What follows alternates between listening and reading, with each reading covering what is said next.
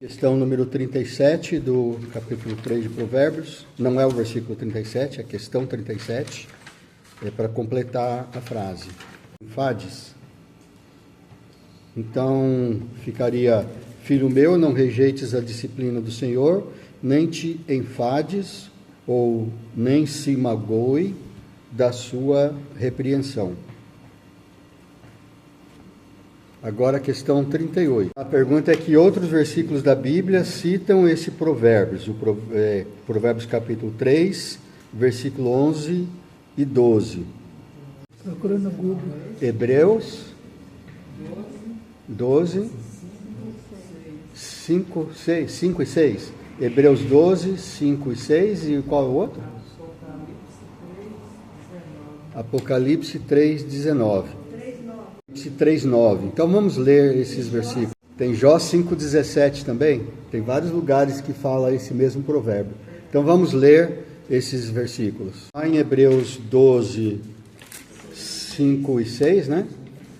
Fala, praticamente ele cita, né, esse versículo, né? Agora em Apocalipse 3:19, ele não cita diretamente o versículo, mas ele fala coisa semelhante. Eu repreendo e disciplino a quantos amo. Sê, pois, zeloso e arrepende-te. Jó 5:17. Então, Jó 5:17 também fala. E o outro, qual que é mesmo? Deuteronômio? 8:5. Deuteronômio 8:5. Então, é interessante, não é? A gente está lendo a Bíblia, a gente vê uma coisa interessante e a gente vê que aqui nós achamos pelo menos 4 lugares onde fala a mesma coisa ou uma coisa parecida. Então, e também tem no Antigo Testamento, tem no Novo Testamento, tem no meio da Bíblia, tem no final da Bíblia. Então, quando é uma coisa que se repete na Bíblia, é porque é uma coisa importante. Quando você quer ensinar alguma coisa para alguém, você quer ensinar alguma coisa para o seu filho, você fica sempre repetindo. Não é assim que as pessoas falam? Ah, minha avó sempre dizia, né? A minha mãe sempre dizia, né? Então quer dizer que vai repetindo, por quê? É para a gente aprender, né? Então é isso que a Bíblia está falando. Ah, a Bíblia sempre dizia. Não, a Bíblia ainda diz, né? Então não desmaies, não fique magoado, não se enfade da disciplina do Senhor, né? O Senhor vai te corrigir, porque Ele disciplina a quem ama. Se Deus está corrigindo você está andando na rua, chutou a pedra, machucou o dedão, né? Pode ser que é alguma coisa que Deus está, né, falando para você, né? Qualquer coisa assim, a gente fala de uma coisa bem simples, né? Como chutar uma pedra, né? Doer o dedo, mas tem coisas que são mais graves, né? Tem coisas que até mesmo a gente ficou muito chocado com o acidente que teve daqueles missionários que estavam vindo do Rio de Janeiro, voltando lá para o ministério deles, que fica lá no norte do país, né? A tribo Capó, Ministério Capó, uma coisa assim, né? E foi um acidente muito grave.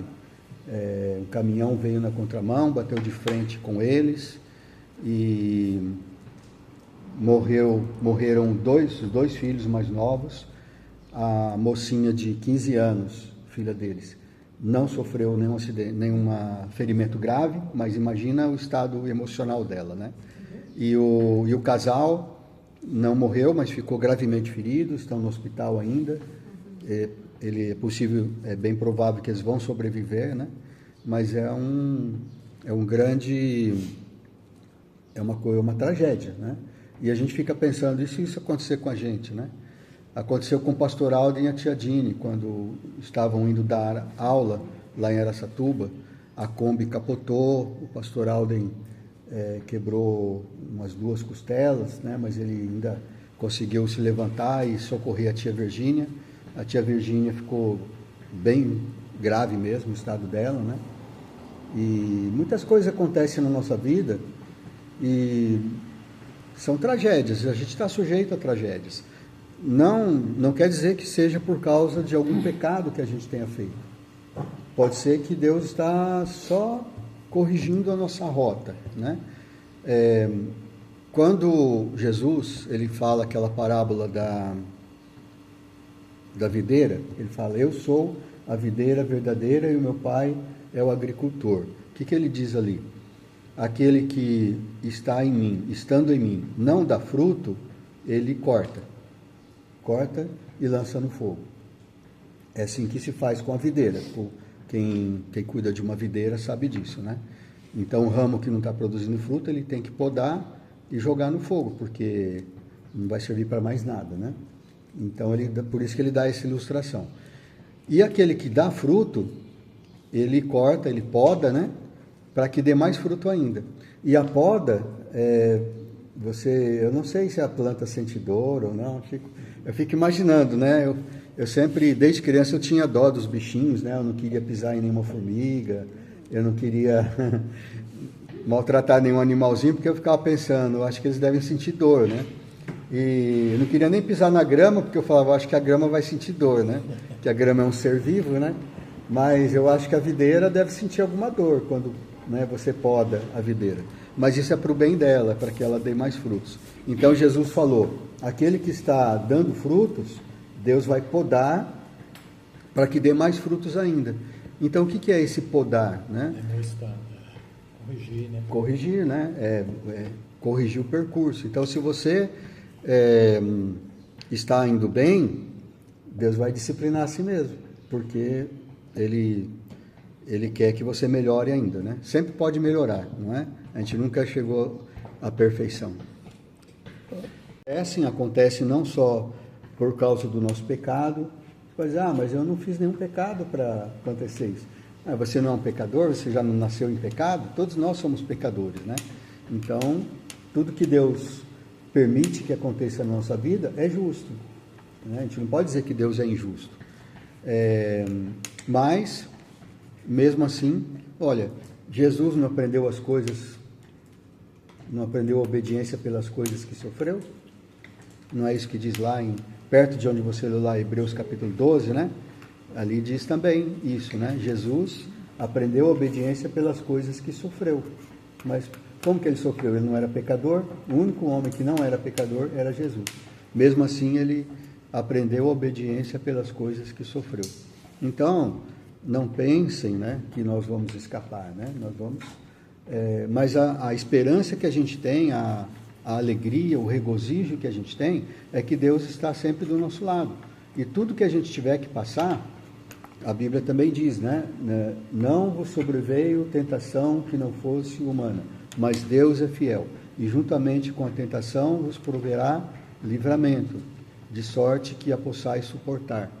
Então a Bíblia está cheia de ensinos assim. E quando a gente vê, às vezes, as pessoas pregando, ensinando,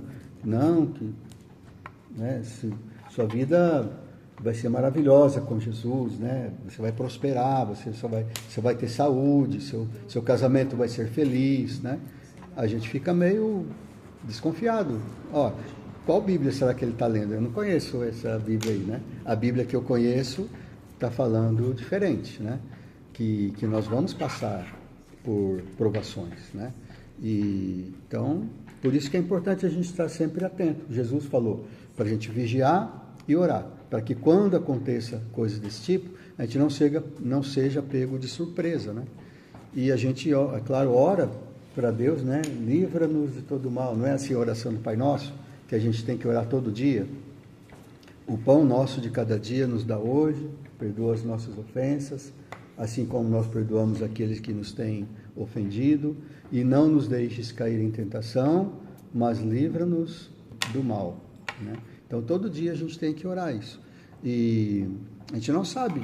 A gente acorda de manhã, vai ler a Bíblia, vai orar, vai fazer o devocional, vai se preparar para o trabalho, pegar um táxi para ir trabalhar, porque está meio atrasado. A gente não sabe o que vai nos acontecer naquele dia, né? Então, a gente tem que estar sempre preparado, sempre em oração. É esse o dever do cristão. Agora, é importante também a gente saber que a morte não é o fim. Não é verdade? A morte é só uma passagem para uma vida melhor. Então, esses dois filhos desse casal missionário que nós mencionamos, né, dessa família, os dois filhos que morreram foram os que menos sofreram. Né? Quem vai sofrer são os pais, que, né, além de estarem gravemente feridos, recuperação além da dor física, tem a dor emocional. E a menina que sobreviveu e não teve nenhum ferimento grave, ela vai sofrer também. Não teve dor física praticamente, né, mas a dor emocional, com certeza ela vai carregar a vida inteira. Então, mas isso não é o fim, né? Isso não é o fim. A nossa esperança não está nesta vida, está na eternidade. Se bem que esta vida também é importante. E é isso que nós estamos aprendendo em Provérbios. Provérbios, ele fala as coisas práticas da vida. Ele fala, por exemplo, para você, né? A gente está lendo aqui, se você for sábio, né? Seus celeiros vão ser cheios, você vai prosperar, isso é verdade. Então, não é totalmente errado, né, dizer isso, que a gente prospera, que a gente vai ter alegria, que vai ter felicidade, apesar das circunstâncias. Né? Agora eu lembrei de um outro versículo, acho que é Filipenses 4:6, né? Não andeis ansiosos de coisa alguma, em tudo, porém, sejam conhecidas diante de Deus as vossas petições pela oração e pela súplica, com ações de graça, e a paz de Deus, que excede todo entendimento, guardará os vossos corações e as vossas mentes em Cristo Jesus. Então, esse casal que sofreu o acidente, essa família, eles podem ter paz? Podem e devem, né? Porque essa paz excede todo entendimento. As pessoas de fora vão ver e falar: puxa, vocês sofreram um acidente grave, seus filhos morreram, e mesmo assim vocês não se revoltaram contra Deus? Mesmo assim vocês não estão falando Deus, como o povo lá de Israel, lá no deserto, né? Que ficava murmurando toda hora. Vocês não estão murmurando contra Deus? Vocês ainda mantêm a fé? Como no caso do Jó, né? O Jó que perdeu tudo. A mulher dele perdeu a paciência e falou: Jó, amaldiçoa Deus logo e morre, né? E Jó falou: você está doida, mulher? Você está falando como uma doida? Eu recebi todas as coisas boas de Deus, agora não vou receber também as coisas ruins, as coisas más, né? Depois o Tiago fala do Jó, né? Para a gente seguir o exemplo de Jó. Ele fala: observe a paciência do Jó, né? E olha o fim que ele teve, né? Então, essa vida na terra é importante.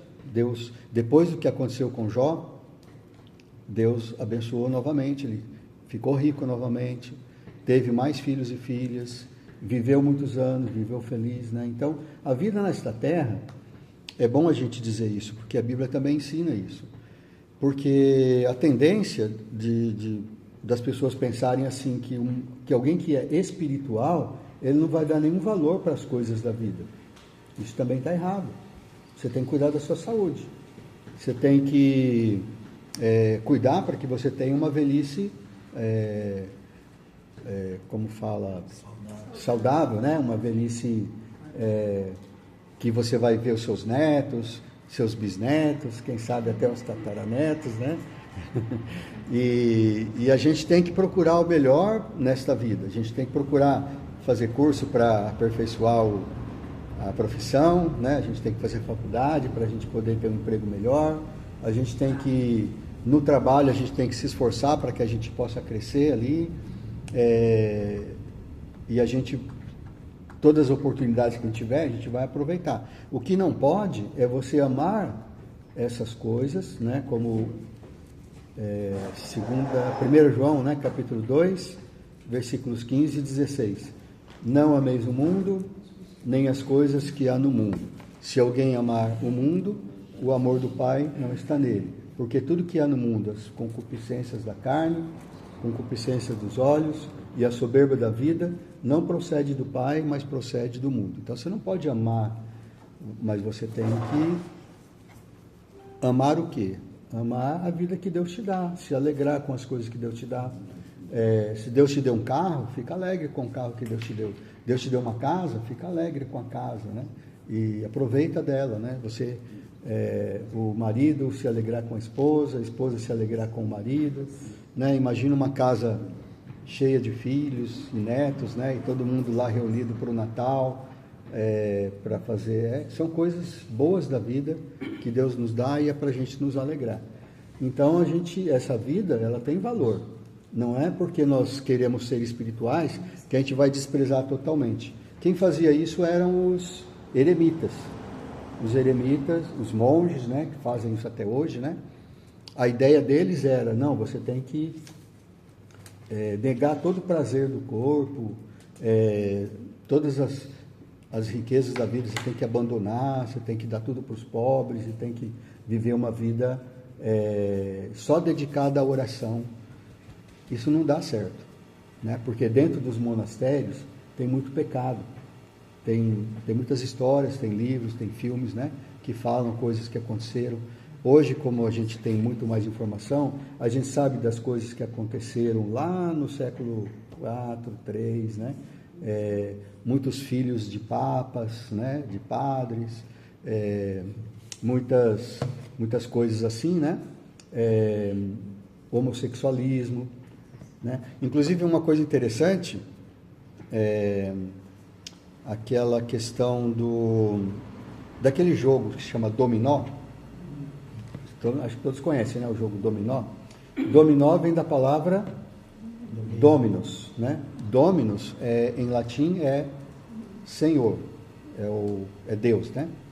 Então, essa história, não sei se é verdadeira, né? É uma lenda, mas é bem plausível para ser verdadeira, né? Então, dizem que os monges, eles não podiam expressar nenhuma alegria, né, com as coisas do mundo, só a oração, né? Porque eles ficavam trancados ali no monastério, né? Só para oração, para se dedicar à oração, obras sociais e tal. Então, qualquer coisa assim que eles... não podia assistir o jogo do Brasil, da Copa do Brasil, né? Torcer para o Brasil, não podia nada disso. Mas eles faziam algumas coisas nas horas vagas, né? Então, inventaram esse jogo aí, que era o Dominó, né? Que veio a se chamar Dominó. Eles inventaram o joguinho, né? Então, vocês sabem, né? E quando você... completa lá, né? Você consegue zerar suas pedras, esse então é o jogo, né? Aí você ganha o jogo, né? Só que eles não podiam vibrar, né? E dizer, mas aí eles podiam falar o nome de Deus, né? Eles podiam falar Senhor, Dominó, Senhor, né? Deus, eles estavam falando o nome de Deus, né? Então é assim que eles podiam exaltar, né? Então era o jeitinho, eu não sei, acho que eles não eram brasileiros, né? Mas era o jeitinho brasileiro, né? O jeitinho brasileiro deles poderem vibrar, deles falarem alguma coisa que vinha da carne, né? Porque quando você vence um jogo e você se alegra, você tá na carne, né? Porque você venceu, os outros perderam, né? Você está alegre porque você venceu. Então, mas eles gritavam Dominus, né? Aí virou Dominus, que é Senhor, a única coisa que eles podiam gritar. Eles não podiam gritar, venci, eu sou bom, eu sou o maior, né? Não podia. Mas eles podiam gritar Dominus, aí todo mundo escutava lá do outro lado do muro, né? Olha, eles estão louvando o Senhor. Mas então, por isso que chama Dominó esse jogo, né? É uma lenda, né? Não sei se é verdade, mas é bem plausível, né? Que isso aconteça. Então, por que isso acontece? Porque as pessoas acham que ter uma vida espiritual é você negar todas as coisas boas da vida. Não é. Não é isso que a Bíblia ensina. Você não pode amar essas coisas, não pode ser avarento, né? Querer tudo para você. Tudo que você tem, aqui Provérbios, né? Nós estamos lendo, está ensinando isso, que é para você honrar a Deus com a sua fazenda, honrar a Deus com os seus bens, né? Então, tudo que você tem é para você compartilhar, é para que você possa... todas as bênçãos que você tem é para transbordar para as pessoas ao seu redor. Se você quer tudo para si, né? Como dizem que o Rockefeller, né? Que já foi o homem mais rico do mundo, perguntaram para ele uma vez o que mais que ele queria, né? Que ele já tinha tudo, né? Tudo na vida, tudo que ele queria ele tinha, que o dinheiro pode oferecer, né? E o repórter perguntou para ele, o que mais você quer, né, na vida? Ele falou assim, só um pouquinho mais, né? Ele queria ser só um pouquinho mais rico, né? Então não é para ser assim, né? Então esses são princípios bíblicos que a gente vai aprendendo conforme a gente vai lendo a Bíblia e a gente vai vendo aqui. Mas, é claro, a nossa esperança não está nessa terra, porque tudo isso vai acabar, né? Mas Deus vai criar novos céus e nova terra. Então vamos continuar? Falei bastante, né? Feliz é o homem que acha sabedoria e o homem que adquire conhecimento. Agora a questão número 40 também é para completar. A sabedoria oferece uma vida longa e também riquezas e honras. É isso? Não é o... Qual que é? Qual o versículo que você leu aí, Júlio? Qual o versículo? 14? Deve ser o versículo 15. 14 ou 15 aí, Tinho? Vou nem enxergar, né? 15, cara. Que é uma Bíblia maior? A sabedoria é mais preciosa do que as joias. Tudo que a gente deseja não se pode comprar com ela. Isso. A sabedoria é mais preciosa do que as joias. Tudo que a gente deseja não se pode comprar com ela. Isso. Então, nessa versão, que diz assim, né? Mas na outra versão, fala, acho que é pérola, né? É isso? Mais preciosa é do que pérolas, e tudo que pode desejar não é comparável a ela, não? Comparável. Como que fala mesmo aí, Tino, na sua? 15. Número 42 agora. O alargar-se da vida está na sua mão direita e na sua esquerda riquezas e honra. Na mão de quem? Na mão da sabedoria, né? É isso? Na sua esquerda, riquezas, né? Riquezas e honra. Então, alargar-se da vida, quer dizer, tá bem parecido com o espanhol aí, né? Né, Rafael? Alargar-se da vida, que é... O que é uma vida larga? Isso é largura. Largura, né? Então, o que é uma largura de vida no espanhol? Bastante anos. Hã? Bastante anos, né? Então, uma vida longa, né? O alargar-se da vida. Então, se você quiser ficar velhinho, mas com saúde, né? Aí, sabedoria vai te ajudar nisso, né? Deliciosos, né? E paz. Os seus caminhos são caminhos deliciosos e todas as suas veredas, paz. Então, isso que a sabedoria proporciona, né? Agora a questão 44. A sabedoria é árvore de vida para os que a alcançam e felizes são todos os que a retêm. Felizes são todos que retêm a sabedoria. Onde mais fala sobre a árvore da vida?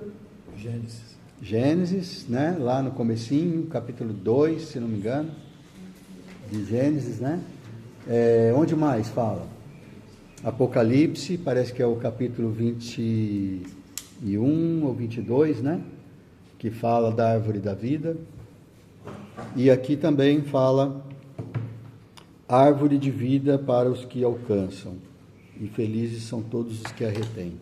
Parece que essa árvore da vida, ela vai estar presente no céu, no lugar que nós chamamos de céu, que não é necessariamente lá em cima no céu, né, como a gente aprendeu lá em Apocalipse, vai ter essa árvore da vida. Mas agora, nesta vida, a sabedoria, ela faz...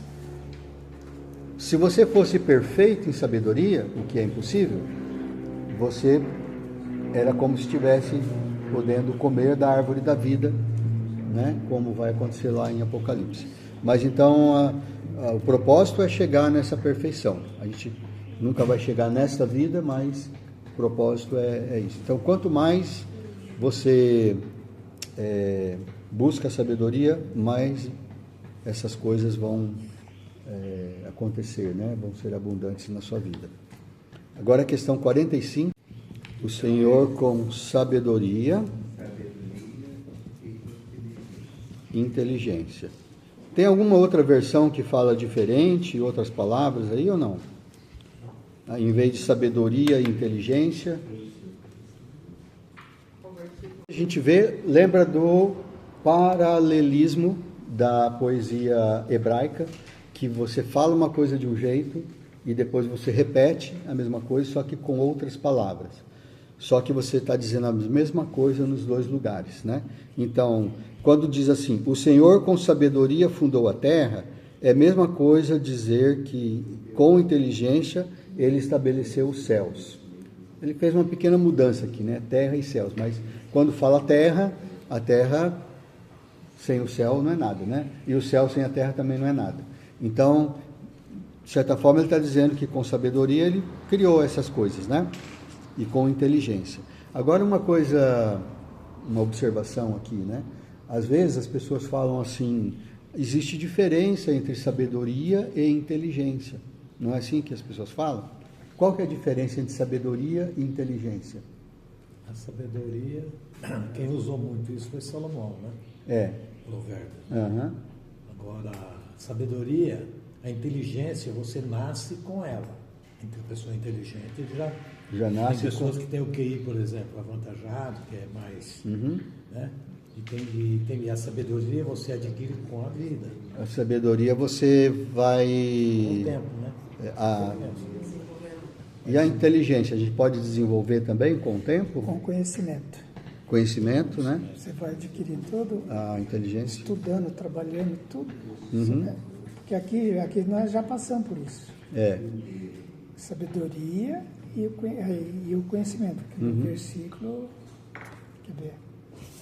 Um homem sábio, mais sábio no seu tempo, porque ele pediu isso para Deus, né? E Deus deu para ele. Deus disse que ia dar sabedoria para ele.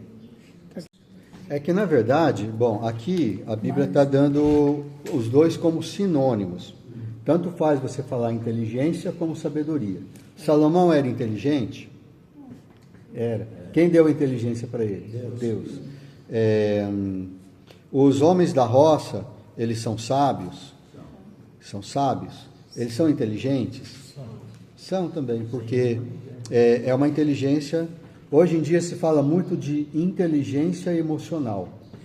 Tem pessoas que eles são. Você fala assim, essa pessoa é inteligente. Por que ele é inteligente? Porque ele sabe tudo. Ele pega um manual. Ele é rapidinho, né? aprende. Aprende rapidinho. E o outro demora mais, né? O outro não consegue guardar na memória, essas coisas. Então eu falo, aquele é mais inteligente que o outro. Mas não é. Tem inteligência da pessoa da roça, ele não vai saber se ele pegar lá um livro de leis, né? Um computador. Se bem que roça hoje em dia, para você trabalhar na roça, você tem que saber dirigir drone, né? Você tem que saber essas coisas todas, né? É coisa que eu não sei ainda. Mas a roça é mais tradicional, né? Tempo da enxada mesmo, né? Então, ele não vai saber, né, essas leis e tal, e o advogado ele vai saber, né? Mas o advogado não vai saber carpir lá, se ele for pegar uma enxada para carpir lá... Ele não sabe. Certo, né? De plantar a hora certa. Não vai saber a hora certa de plantar, de colher. Então, o que existe, na verdade, é diferença entre o tipo de inteligência. Por isso que se fala hoje de inteligência emocional, que é, né, um termo moderno para uma coisa que é antiga, né? Inteligência que você pode... por exemplo, você sabe que não pode entrar em determinado lugar, porque aquele lugar é perigoso. Você sabe que não pode cutucar a onça com vara curta. Né? Agora, aquele que não tem essa sabedoria, não tem essa inteligência, ele vai lá e vai cutucar a onça com vara curta. Né?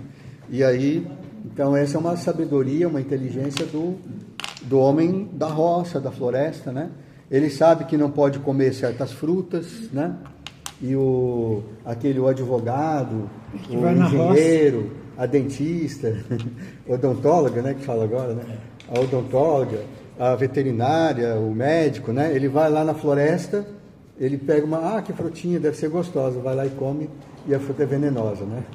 Aí ele já morre ali mesmo.